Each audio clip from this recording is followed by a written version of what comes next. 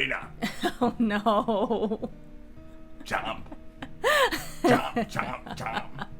There sure was a lot of that in this movie. Yeah. Okay, so we just came back from seeing It Chapter 2. Fantastic. Loved it. Comedy of the year. Yeah. It was weird. I think this is one of those cases where I'm gonna have to see the movie a second time to really figure out how I feel about it. Because I don't know, maybe the first movie was just a tough act to follow, but I don't know, I didn't like it as much as I did the first. Really? Yeah. I thought it might be better. It was certainly something. Yeah, well, I mean, it was interesting. They did a lot of stuff I didn't expect.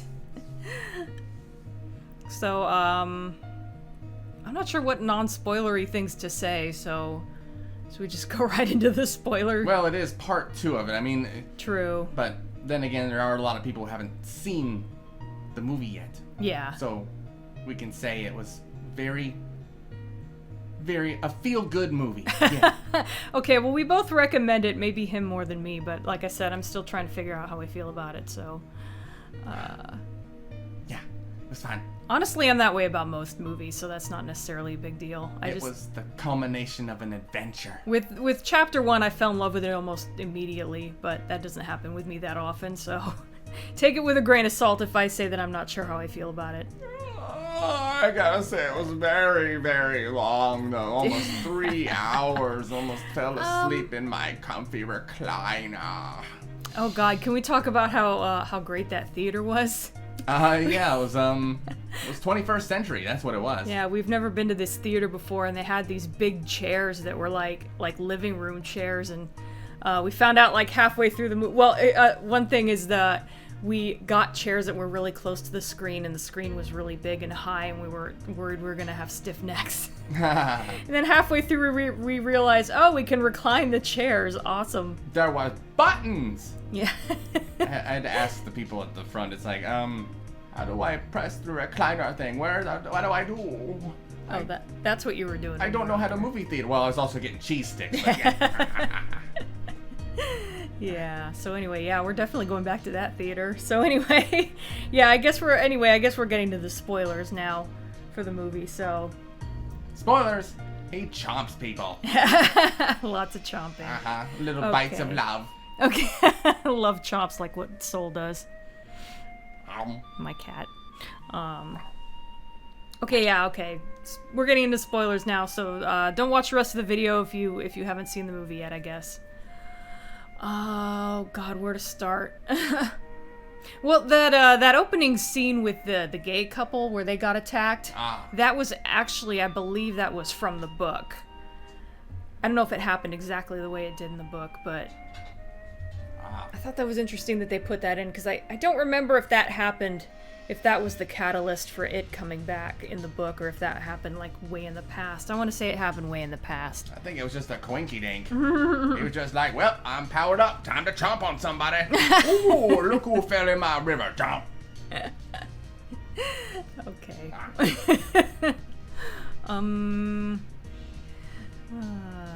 Sorry, I'm a little bit tired right now. Yeah, it was so long. Yeah, that movie was like 2.5 hours long. Longer than that.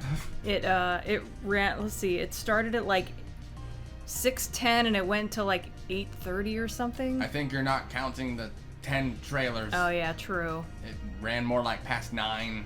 Okay, yeah, and then it took us forever to get this stupid face rig thing set up, and it's not even working that well. Like one person requested face rig, so I agreed to it, and forgetting what a pain in the butt it is. Yes, Panda and Kitty have returned for It Chapter 2, just so I can say, hey, Dena. Oh God. But I have nothing else to say on that. Oh, let's see. Oh yeah, I need to tell you the stuff you missed when you left the theater for a minute. You missed Beverly going back to her dad's house. I saw a little bit of that before I left. Oh, okay. And, okay, here's one of the issues I have with this movie. Like, the first one was over the top, right? But it was, like, just over the top enough This one was like went way further over the top, and I don't know how I feel about how they handled some things. Like did they arm wrestle? What? It's okay. Arm wrestle. It's okay. She doesn't get the over the top references. Okay. Okay. No over the top references. Okay, I get it. Whatever. Yeah, Beverly went to her dad's house to visit him and to find out that he died, just like in the miniseries in the book. And there was an old lady there who was really nice, but then she got weird. And then, like, she turned into this, like, monster giant old lady who was naked, and I don't know what the fuck that was about. That was so random. Ew. But yeah, I think she came back towards the end, and you probably saw that and didn't know what that was about. So basically, when she came back at the end, just like all the others, it's kind of like a boss rush mode, where like all the bosses come back and you got to fight them again. Yeah, kind of like that. Whoa. And you also missed most of the Stephen King cameo, but that was just kind of a fun bit. There wasn't really a whole lot to say about that, but I do feel like he was channeling Judd Crandall just a little bit. Yeah, he was kind of talking like he was going like, hey, you don't want to go over there and fight that clown over there. It's trouble. No. Let's see what else. Oh, they kind of hinted that Richie's gay. No, they did? Yeah, there was a scene where he was, flashback to him in the arcade playing against this kid, and they were getting along really well, and Richie's like, hey, we can play again if you want, and it got a little awkward, and the kid's like, what, you think I'm gay or something? And like Henry Bowers came in and screamed at Richie to leave, and then he ran out, and I thought that was just Henry being a shithead at first, and then it cuts to Richie like carving on the side of a tree R+, whatever the initial was, and then they called back to that at the end. Beep beep.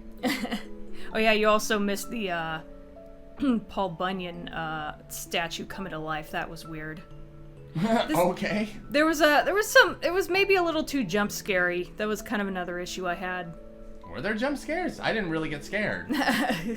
I thought it was all really funny. Whether they actually scare you or not isn't the point. I like the scene at the Asian restaurant where all the little monsters started coming out, and I'm drinking water and my avatar's freaking out. We're bad little bitches. We're trying to scare you off.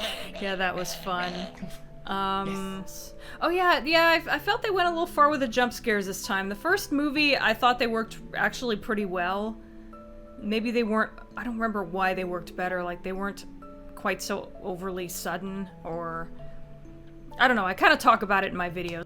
I made a bunch of predictions about this movie, and like a bunch of them were wrong. I like that we got to see more Sonic the Clown. It was really funny. And it was just really fun seeing him skitter really fast. That's one of the Pennywise, the clown traits that I really love. That's what makes him so wonderful. I don't remember him doing anything like that in this one. He did. Well, actually maybe not him, but one of his monsters did. Oh, okay. And I was like, that's the one I love. Yeah. What happened in the movie? Ow.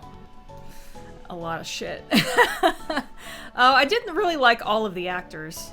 You didn't? No, I did really like all of the actors. I liked them all too. I don't know. I felt like we did see it on a really fucking huge screen. That might have been part of it. It was enormous. Whoa. Maybe the jump scares like affected me more than they normally would have or something. But yeah, I don't know. I just the scares kind of didn't quite. I don't know, I felt like they were trying too hard. Were there any Pop-Tart jump scares? No. It's got that going for it, I guess. Not even toaster strudels?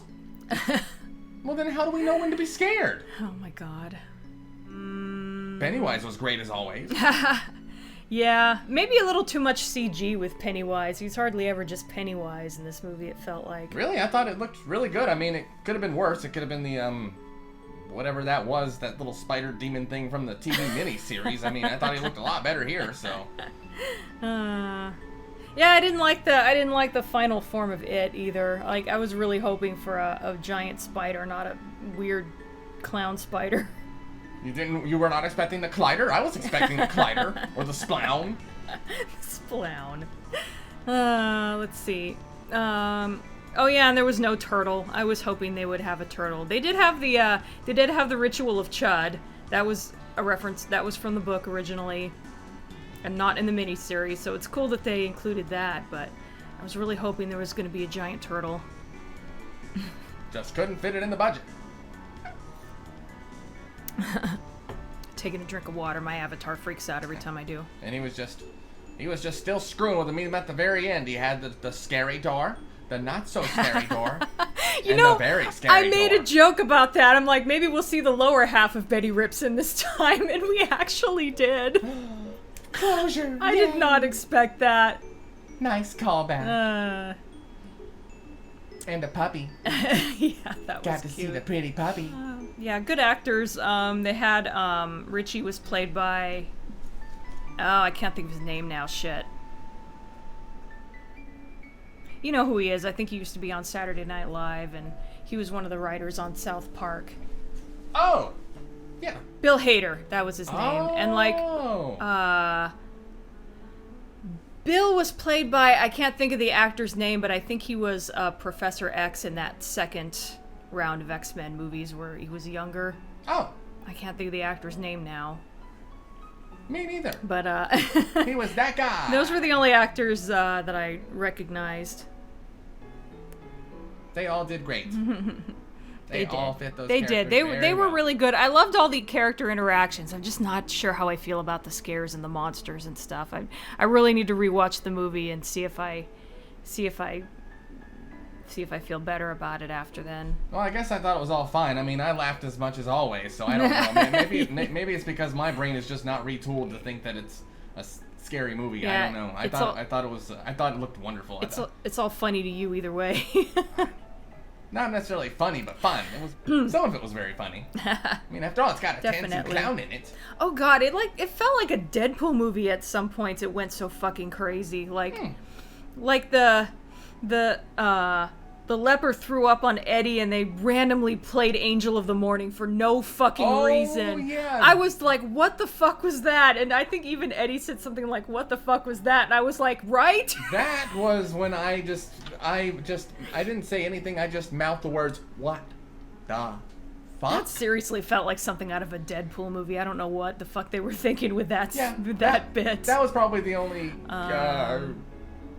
questionable moment of the movie, but I was like, okay, let's just go. One thing that's kind of interesting is that I had heard that one of the reasons they downplayed Mike's role in the first movie was that he was going to have more to do in the second one, and it was to kind of balance it out. And he definitely did, because in the book and in the miniseries, Mike was the one who got attacked by, well, he did get attacked by Henry Bowers here too, but he actually ended up in the hospital afterwards, and they all had to fight it without Mike. Oh. So Mike definitely had a hell of a lot more to do in this one. He's like, I am here too, apparently. Ha ha. What else happened in the movie? Well, Stan killed himself. Well, yeah, he sure did. They changed the reason for it, which was a little weird. Like, originally it was just because he was so traumatized. And this movie had him doing it as kind of a heroic act, which I don't know how I feel about that. It was an interesting take. I don't know. Yeah, I guess that was kind of dumb too. Not dumb, but I'm not sure how they I'm not sure how I feel about how they handled Ben and Beverly. Also, because that was kind of Beverly. That was I don't know. I don't know that it was subtle originally, but I felt like I don't know. It just felt maybe a little bit forced, like all of a sudden they were being together or whatever, and like their love was so important all of a sudden. It just kind of came out of nowhere. It's the power of love. No. Oh, we're copyrighted now. Oh, I'm sorry. Tara, shut up. Oh, God. There's only one kitty in here, not two. You. Yeah, we already have one black kitty. We don't need two. Bow. I'm not sure what else to say. It's kind of a blur, to be honest. They each had their own mini-bosses to fight. Yeah. That's true. They got all split up and they had to deal with their own fears and everything. And failed, usually. Then they got to fight Stan. He became a Spider-Head. Oh, shit. Yeah, that was... I was thinking to myself, okay, which of you watched The Thing? Because that was clearly a bad idea. He was all red. that's just kind of funny to me because in the miniseries, like, I got the impression that they couldn't get past showing the dismembered head of child Stan on network television, so they had the dismembered head of adult Stan, which didn't really make sense because none of them had seen him as an adult and they wouldn't have known what he looked like. So here they sure did have a dismembered kid Stan's dismembered head. They full-assed that one. Well, at least 90% assed it. I don't know if I could think. Oh, I don't know about how they defeated it too. That felt a little bit anticlimactic. Oh yeah, wasn't it anticlimactic in the TV series too? No, actually, I thought that was one bit that wasn't anticlimactic because after it killed Eddie, they all got really pissed off and they just beat the spider to death, the giant spider to death with their fists, and they yanked its heart out. Oh, it was actually, that's what happened. It was pretty brutal, actually. I mean, a lot of it was, like, the part where they pulled out its heart, you could only see the silhouette of it on the wall, but it was still pretty cool. Yeah, And, this one is like, I'm a sad little baby. Oh, look. It's like, I'm so happy you have all grown up. My little babies have grown. Yeah, they like turned. Squish me. They made it become a little baby clown and they ripped its heart out, and that, I don't know, it felt a little anticlimactic. You killed me. Good, Considering how good show. Considering how badass they were when they were kids, as adults, they weren't. Not quite so much, at least with the way that they killed it. All I gotta say is, I can't wait for Chapter 3. It's in space!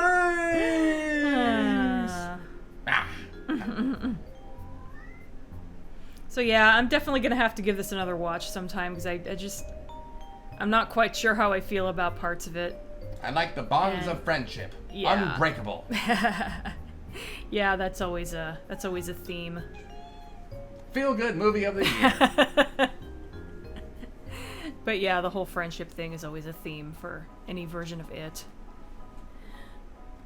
I'll probably eventually do some kind of film den about it. I don't know when, though. It's gonna be a ways off if I ever do.